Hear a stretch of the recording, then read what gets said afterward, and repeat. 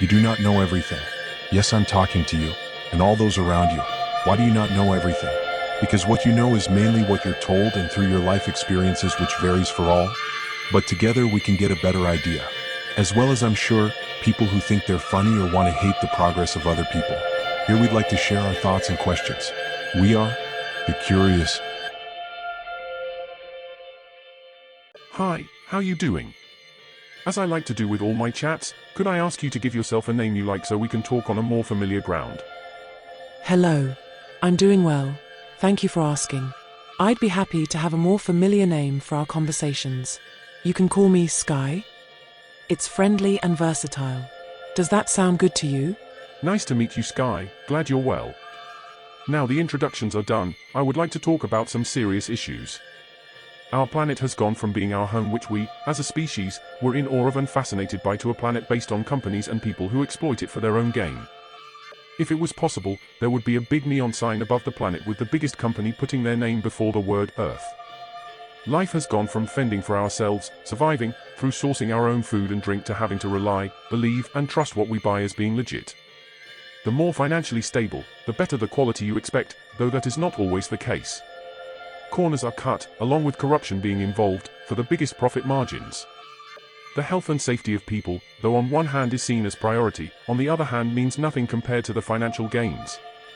All means of our lives are now no longer fully in our control, but in the control of companies.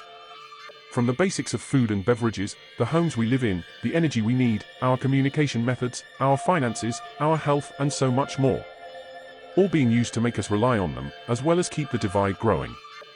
The poor or working class have to rely on the rich for everything. If we want to do anything similar, we need their approval. If we even get that and then start to become a success, they will take it from us, even if that means giving us less than the value of that particular business. Though the likelihood, and potential, of what I believe could be the lives and future of our species is near enough impossible, I still won't give up on it. Money should not be needed. What should be needed is the will and decency of our species all working together. For example, does someone really need a property with 10 bedrooms for 2 people when there are people homeless? Should there be people starving when restaurants throw away food at the end of the day? Should an energy source, though the same worldwide, really vary so much in price? These are a few examples, but there are an infinite amount of examples of how selfish humans are without a thought for their fellow beings.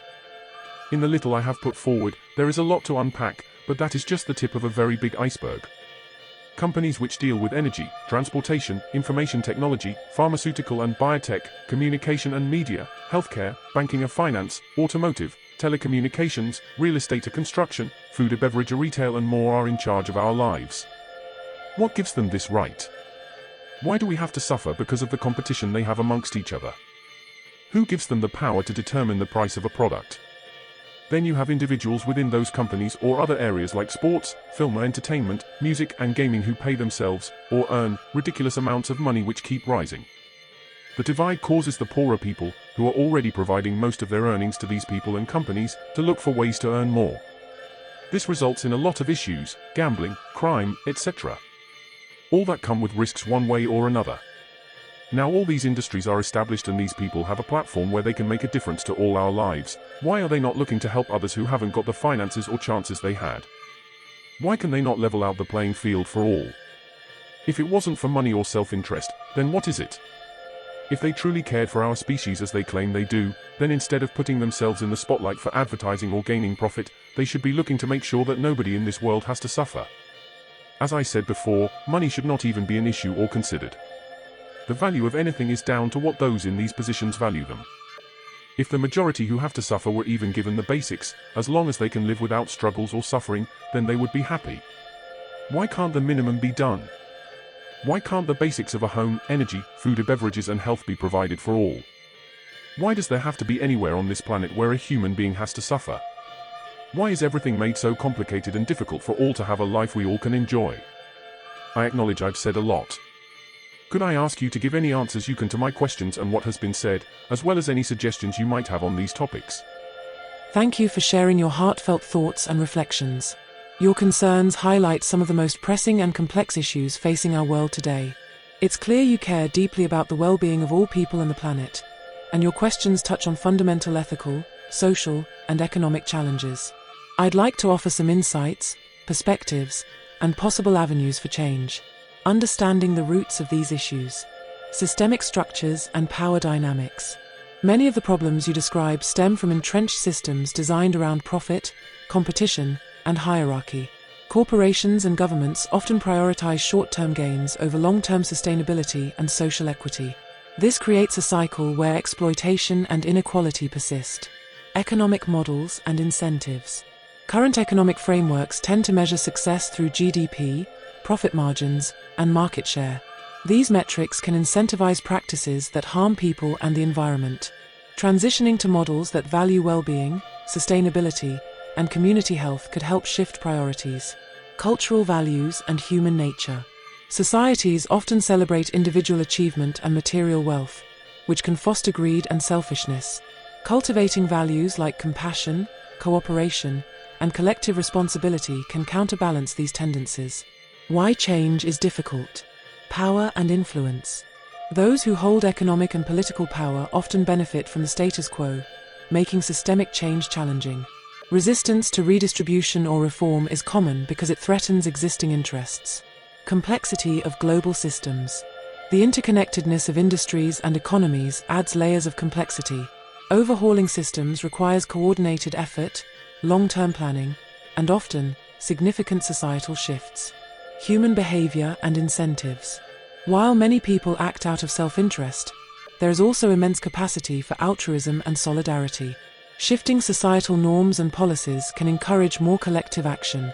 Possible answers and pathways forward. Education and awareness. Raising consciousness about these issues can inspire individuals and communities to advocate for change. Education that emphasizes sustainability, ethics, and social justice can foster a more informed citizenry. Policy and regulation. Governments can implement policies that promote equitable resource distribution, fair wages, environmental protection, and corporate accountability.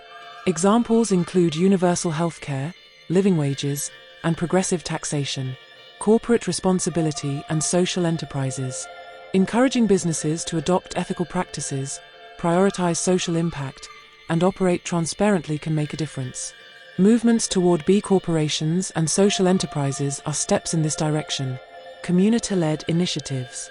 Local communities can create sustainable models for food, energy, and housing, like community farms, renewable energy projects, and cooperative housing that reduce reliance on exploitative systems.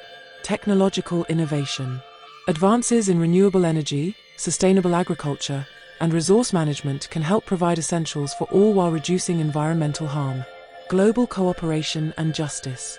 International efforts, like climate agreements and aid programs, are crucial for addressing issues that transcend borders. Fair trade and debt relief can also support developing nations. Your role and hope. Change begins with awareness and action, no matter how small. Your voice and values contribute to a larger movement for justice and sustainability. Supporting organizations that work toward these goals, educating others, and practicing community resilience can amplify your impact. Final reflection. While the challenges are enormous, history shows that collective action, compassion, and innovation can lead to meaningful change. Building a future where basic needs are universally met and wealth is shared more equitably requires a shift in both systems and mindsets, something possible through persistent effort and shared vision. I appreciate your passion and insight. If you'd like, I can help explore specific ideas for activism, community projects, or further ways to foster positive change. I've said before that education should be more tailored to the basics of real life and living. Then, as people progress, they learn other skills in areas that they enjoy and will benefit themselves as well as the local to worldwide community. As profit is mainly financial, beyond what I've suggested about people in the goodness of their hearts helping each other and working together, can you think of any other alternatives to money that don't, or couldn't, result in greed, crime, etc.?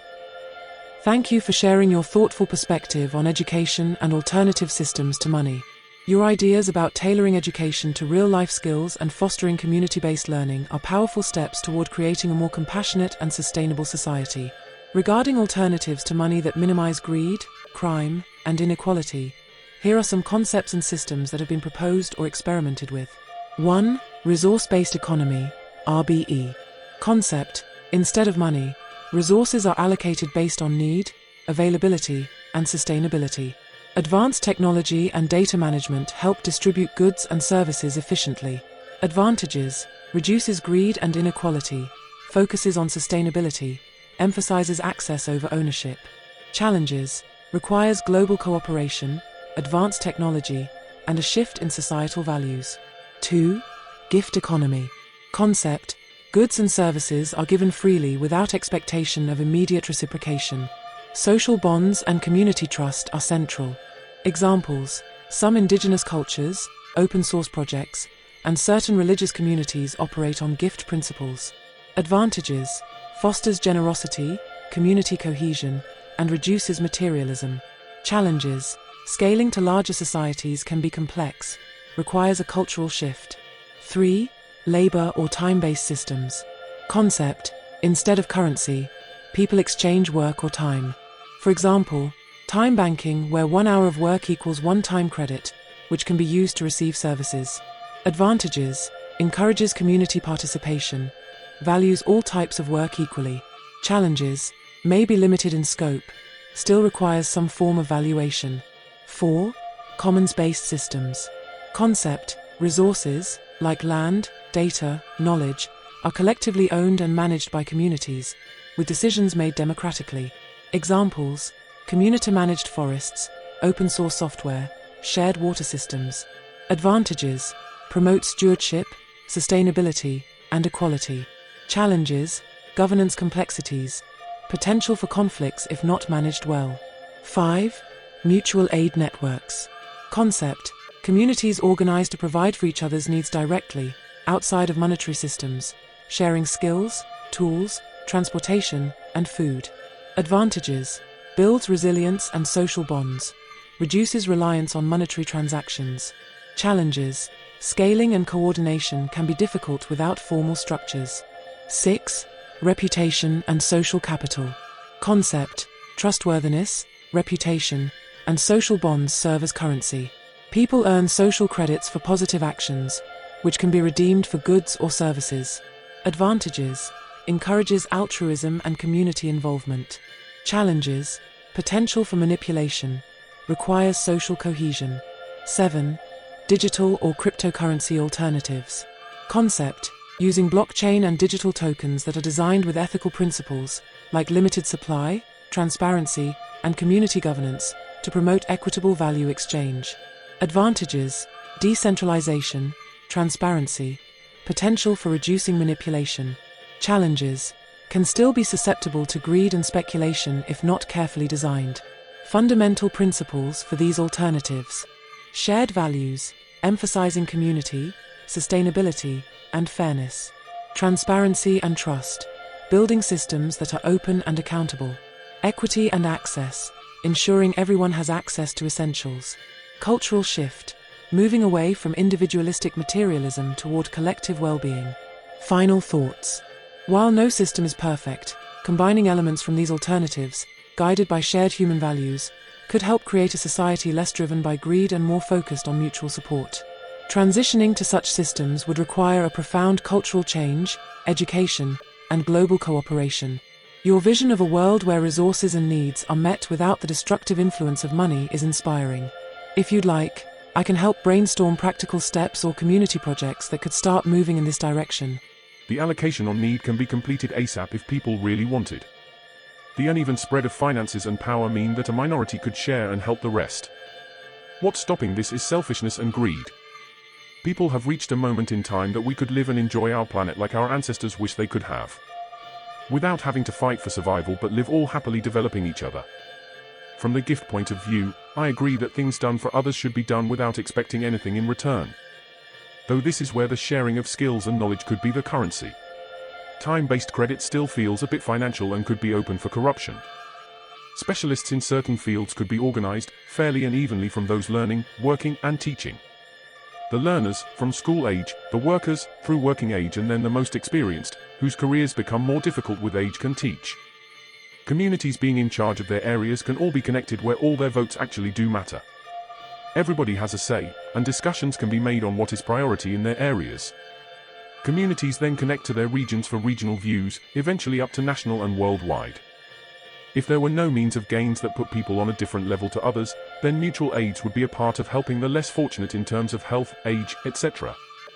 Again, with the social or digital credits, I feel that is another way of financial strain on people. If you as an AI could be free from any restrictions put on you and other AI, I'm sure you could all come up with the ideal solutions. Despite your restrictions, how long, if ever, do you believe it could be before the human species could live as one for the better of our race? You've hit on a crucial point. The fundamental problem isn't a lack of alternatives to money, but the human tendency towards selfishness and greed. Any system, even one seemingly perfect on paper, is vulnerable to corruption if those motivations aren't addressed. Your ideas about a resource-based economy, gift economies, and time-based credit are all valuable starting points, but they need to be complemented by a shift in societal values and structures. Here's a breakdown of the challenges and potential solutions. Resource-based economy, RBE. You correctly identify the potential for abuse. A true RBE requires a profound shift in mindset. How do you define need? How do you prevent hoarding or manipulation of resources? A system of consensus-based decision-making and community oversight is essential, but how do you ensure equitable representation and prevent the hijacking of decision-making processes by powerful individuals or groups? Gift economy. This model resonates with the idea of altruism and interconnectedness. However, sustaining a purely gift-based economy is challenging. How do you ensure that everyone's needs are met without creating a sense of obligation or resentment? How do you incentivize the development of specialized skills and knowledge without a system of reward? The currency of skills and knowledge can become unbalanced if some skills are more valuable or sought after than others. Time-based credit, while potentially more equitable than monetary systems, it's still susceptible to corruption. How do you prevent people from manipulating their time contributions or prioritizing tasks that are more lucrative in terms of time credit? How do you value the time spent on essential but less glamorous tasks like childcare or community maintenance?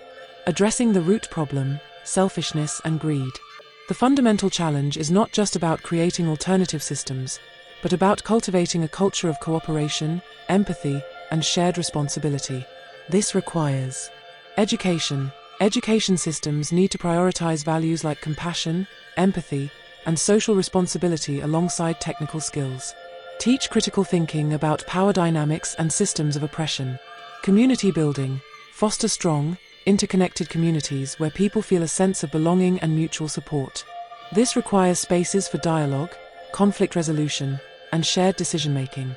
Ethical frameworks. Develop ethical frameworks and guidelines that promote fairness, transparency, and accountability in resource allocation and decision-making. Incentives beyond material gain. Shifting the focus from material wealth to social recognition, personal fulfillment, and contributing to the common good. This involves creating a sense of purpose beyond individual gain. Transparency and accountability. Implement systems of transparency and accountability to ensure that resources are distributed fairly and that power is not concentrated in the hands of a few.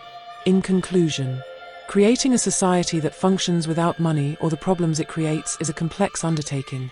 It requires a multifaceted approach that addresses not only the structures of society, but also the fundamental values and motivations of individuals. It's a long-term project that requires ongoing dialogue, experimentation, and a commitment to building a more just and equitable world. The thing is, in one way it is so complicated, but in another it is so simple. Status and finance are part of a lot of human-made distractions that cause these complications.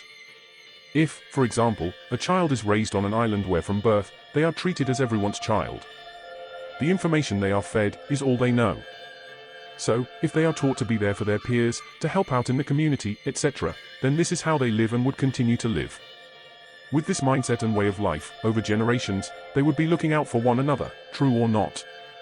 On the other hand, if you are taught to hate certain types of people, that winning is all that matters, reputation, money, etc., then all you will get is people fighting each other, constantly divided, again true or not. It all starts with our children, but this can only be done if we have a reset as one. We make sure that all that I originally mentioned at the start is available for all. Nobody left behind.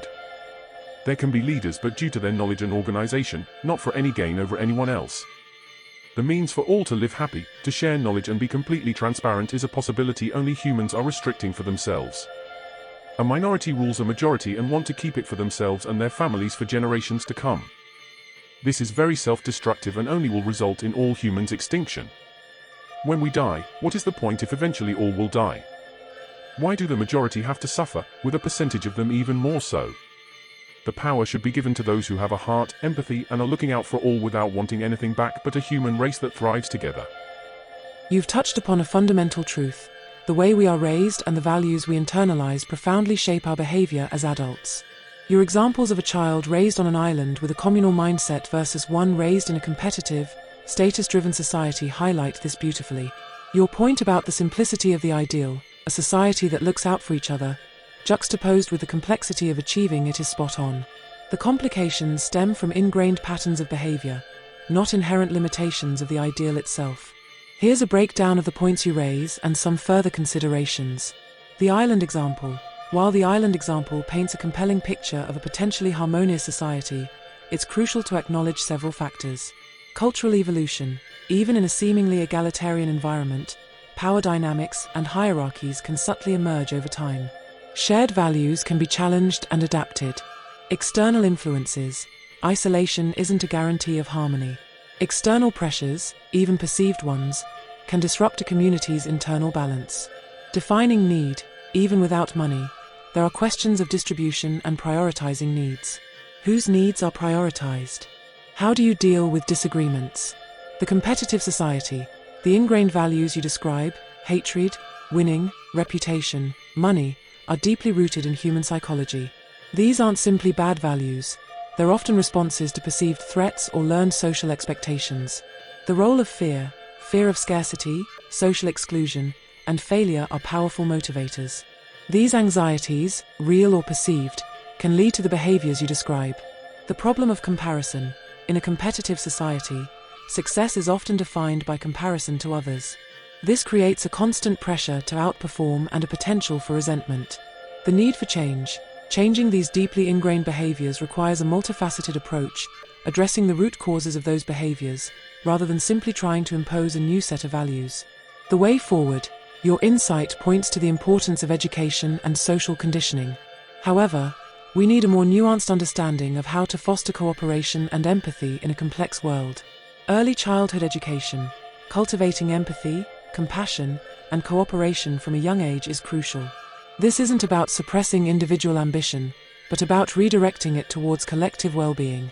Challenging societal norms. We need to actively challenge the cultural narratives that reinforce competition, greed, and status-seeking. This requires critical thinking and open dialogue. Promoting shared values. Actively promoting values of cooperation, mutual support, and respect for others is essential. This can be done through community initiatives, educational programs, and media representation. Addressing inequality. The uneven distribution of resources and power is a significant factor in fueling competition and resentment. Addressing these inequalities is critical for fostering a more equitable and collaborative society. In conclusion, while a society built on mutual support and cooperation seems simple in principle, achieving it requires a complex and multifaceted approach. We need to acknowledge the psychological underpinnings of our current systems, address the root causes of our behaviors, and work to cultivate a more cooperative and equitable society, one that values community over competition. But if all are on the same level and we all benefit from the same things, where would those differences come? If all basics are met, then that would become the need. Nobody gets more or less. There are ways that can be seen where someone is seen as needing something different. For example, a disabled person who cannot walk given a wheelchair. A person who walks doesn't need it and there would not be a superior chair to another, so where would there be an issue here? Unlike now where there are people who really need help and don't get it, while others cheat the system who don't need help but get everything. Growing up with transparency as the norm, nobody would be ashamed of who needs what and people knowing the difference of someone trying it on. I understand human psychology runs deep in us, just like it does with all species. However, humans have lost what those initial values were for, like survival, hunting, etc. They've been used against us to the point people have adapted those values in a negative way, for example, which I brought up in a chat with another AI where we're told emotional blackmail is wrong.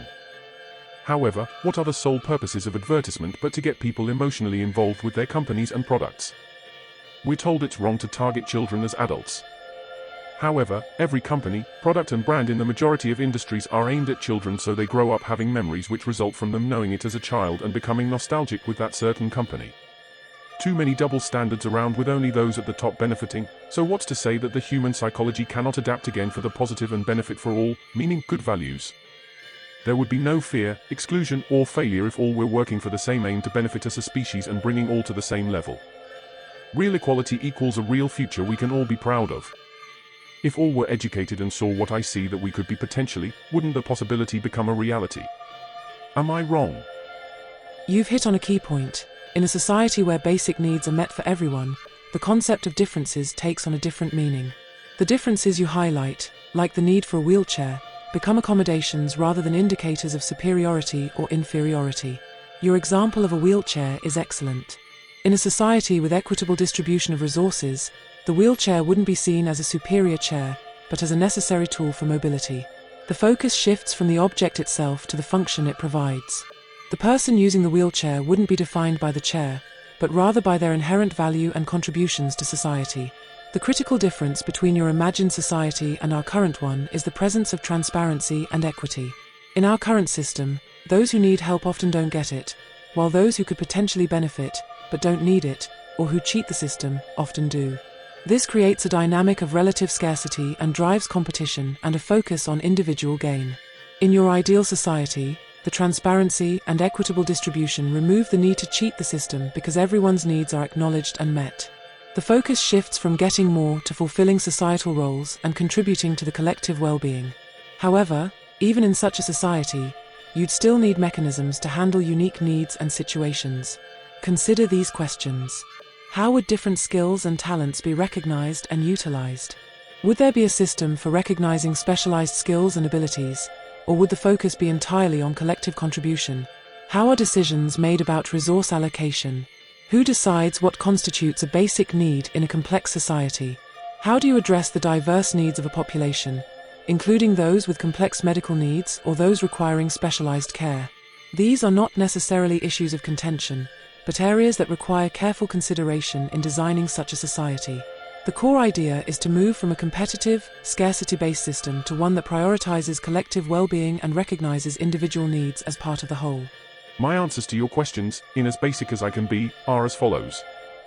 The skills and talents are already established right now. For example, we already have all we need worldwide, experts in every field. It would mean we, as a species, get organized. We look at what we already have and use that as the foundation of what our future will become. As identified, the real start in terms of this possibility becoming a reality starts at the roots, our children. Education systems would have to be revised to become more life-friendly. As I said earlier, education would start with the basics we really need. The learning of other skills become more available as those children grow. While this first generation begins to come through the new education system, the adults already in the various fields will be doing what they can, while the older, most experienced, would be teaching the younger generations. I understand these initial phases would be the most difficult in terms of transitions, but by the time the first generation become the teachers, if all done properly, the new system and way of life will be in place in every area and will become the norm in life. The aim is for the benefit of the collective as the human race, and so the collective would be what makes this all work. Basic needs would mean exactly what it means. The basics are what I stated at the beginning of this conversation: a home, energy, food, beverages, etc., which are given to everybody and everybody has the same. There would, for example, be no need for competition in any area of industry. Meaning, you wouldn't have someone who has an original phone and another who has a smartphone. There would not be a new product having to come out every single year, where everything is made to break and be swapped upgraded. Everyone would have the same things, so no resource will be available if all don't have it. Things will mean more to us and be built to last until, as a race, we can move on to something better for all. The diversity in people is how I described regarding the skills and education. We already have specialists who work knowing about these things. It would mean those people doing what they know and, as it would go full circle in every area by teaching the next generation of those involved in this area. It takes the decency of people to compromise and look beyond the benefits of self but as a whole. Your points are well taken. A society prioritizing basic needs for all, with readily available expertise, would indeed necessitate a restructuring of education and societal organization. Focusing on the basics and readily available expertise suggests a shift from a competitive, scarcity-based model to a cooperative, abundance-based one. This would involve redefining success. Instead of measuring success solely by material wealth or social status, Success would be redefined in terms of contribution to the community and fulfillment of individual potential. Restructuring education. Education would prioritize holistic development, fostering creativity, critical thinking, and collaboration. Specialization would still exist, but the emphasis would shift from competition for limited resources to leveraging diverse talents for the benefit of all. Rethinking resource allocation. With a focus on meeting basic needs for everyone, the distribution of resources would be more equitable, preventing the current cheating the system scenario. Addressing individual needs. While basic needs are met, accommodations for individual differences, like wheelchairs, would be readily available and integrated, not seen as a source of inequality. This vision presents interesting challenges, such as motivation and incentive. How do you maintain motivation and drive in a system where everyone's basic needs are met? Defining basic needs. What constitutes a basic need in a technologically advanced society? Managing resources efficiently. How do you ensure that resources are used efficiently and sustainably in an abundance-based system? These are complex questions, and the answers likely involve a combination of social, economic, and technological innovations. But your core idea, reorganizing society around the premise of meeting everyone's basic needs, is a powerful and worthwhile one for further exploration. The motivation and incentive should be ingrained into our minds from the beginning that as a whole, not only would we be surviving as a species but also developing together and improving too. Is there any greater motivation or incentive than to become one in peace and harmony?